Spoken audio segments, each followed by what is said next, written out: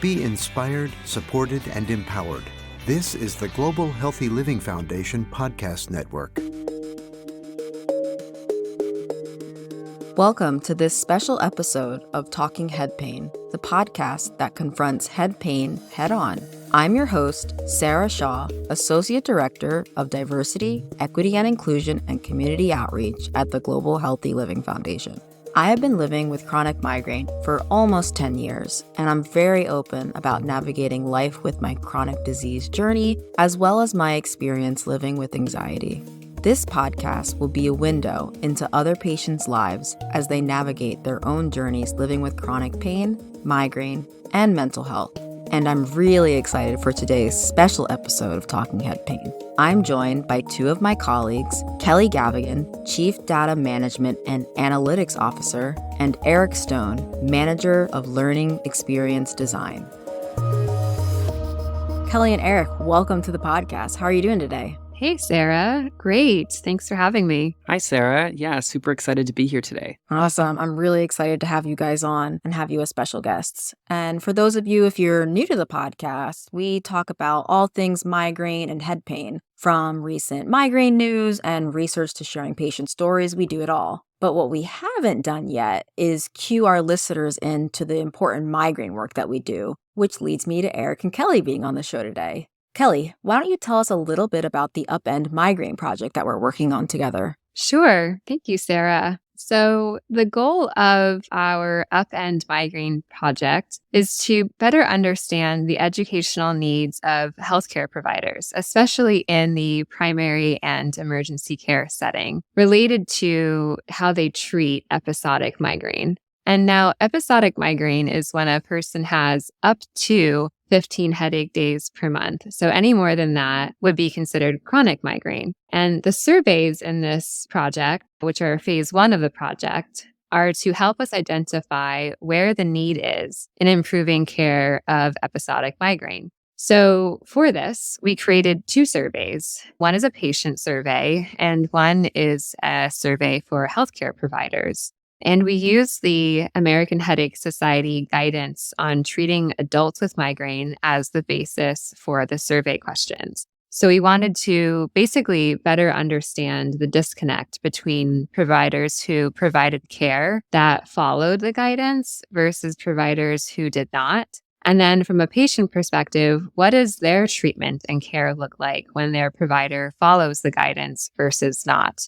And then the results of these surveys will then be used to develop education for healthcare providers that we'll be pushing out in phase two of the project. Thanks so much, Kelly, for, doing a deep dive into this project. I think it's really important because I feel like the last few years, a lot of focus has been on chronic migraine, which is me. I'm a chronic migraine patient. I have over 15 headache days or more a month. But what about those that live with less than, or maybe someone that has 1 to 3 headache days? How are they getting treatment? Are they getting the appropriate care? And Eric, as someone who lives with episodic migraine, can you share your thoughts on why a project like this is important for the episodic migraine community? Yeah, of course, Sarah. As an episodic migraine patient myself, I definitely felt a responsibility to ask the right questions and know what the right things were to say to my doctor in order to get the treatment that I felt I deserved and needed. But the reality is that that responsibility actually falls mostly on the healthcare providers. And what we're trying to capture with this survey is really where that disconnect is happening so we can improve the diagnosis and treatment journey for everyone with episodic migraine. Thanks for sharing your experience, Eric. And just to hone in on just the importance of why we're focusing on healthcare providers such as healthcare practitioners, nurse practitioners, and ER is not everyone has access to a specialist such as a neurologist or a headache specialist. And so being able to equip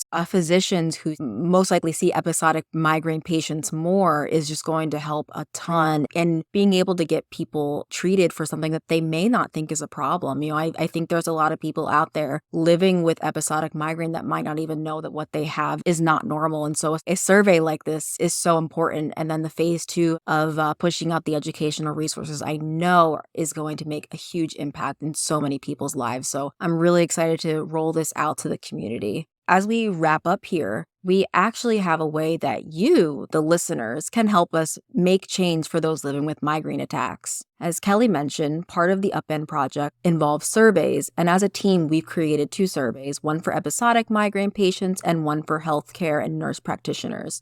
We're going to provide the links to these surveys today on the podcast, and we'll include them in the show notes so you can share them with your communities. You can find the show notes on talkingheadpain.org or under episode description on Spotify, Omni, or Apple Podcast. Kelly and Eric, it was so fun to have you behind the mic today and people a peek into some of the migraine work that we're doing. Thanks so much for coming on the show. Thank you so much, Sarah, for having us. Yeah, thank you so much, Sarah.